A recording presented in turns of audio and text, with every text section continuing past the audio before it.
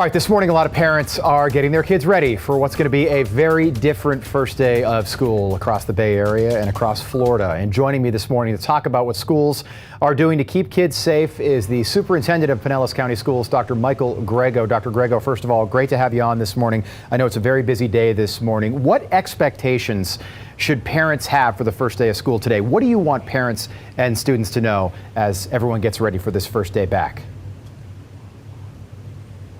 Well, I think everyone's so excited about coming back to school, no matter how they're coming back. We have about 60% of our students coming back to our school buildings, 40% will be learning online today or be at least connected online. So I want us to be a little bit patient today. This is a first endeavor that our teachers, our principals, our support staff, our parents, I mean, we've never done this before. We are prepared. We've worked very, very hard over the summer.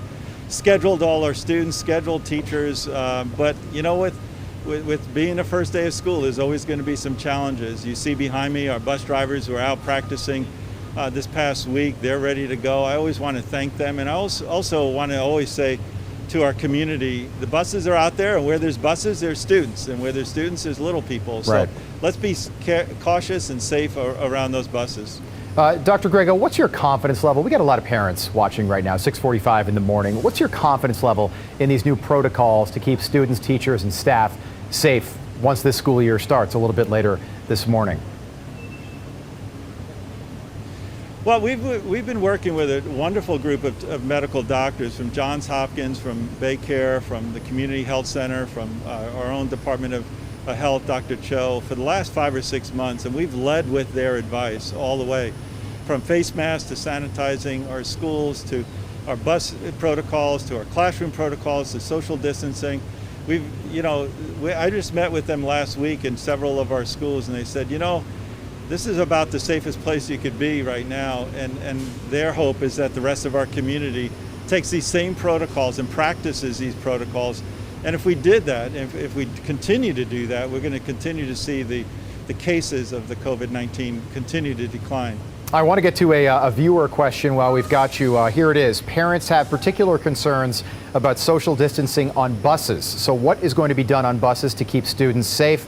Are drivers trained? And what happens if a child at a bus stop says they feel sick before getting on the bus? How's that going to be handled in Pinellas County?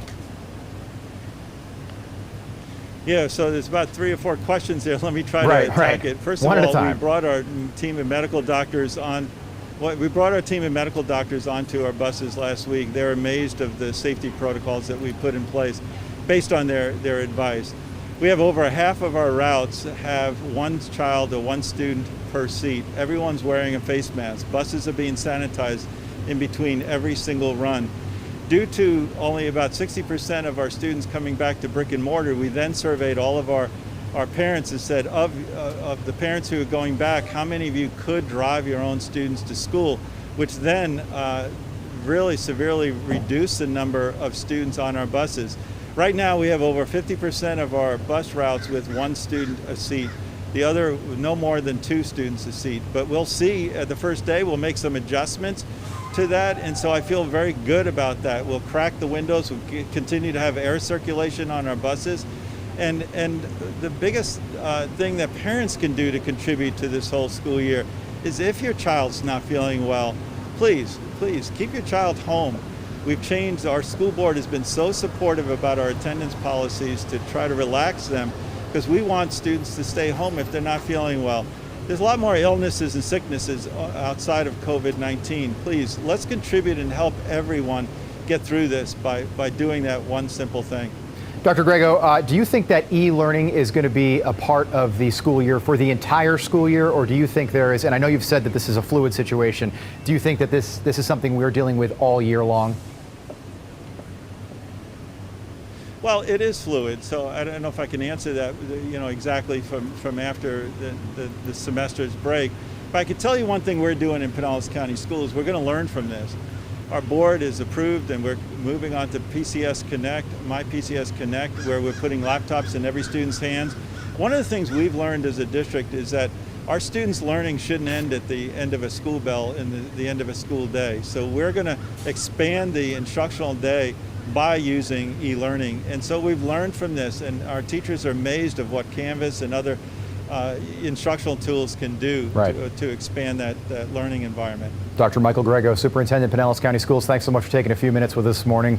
Good luck, and thank you for everything you guys have done to get this this day ready for this big day today. I know a lot of parents are nervous, but excited at the same time. Thank you.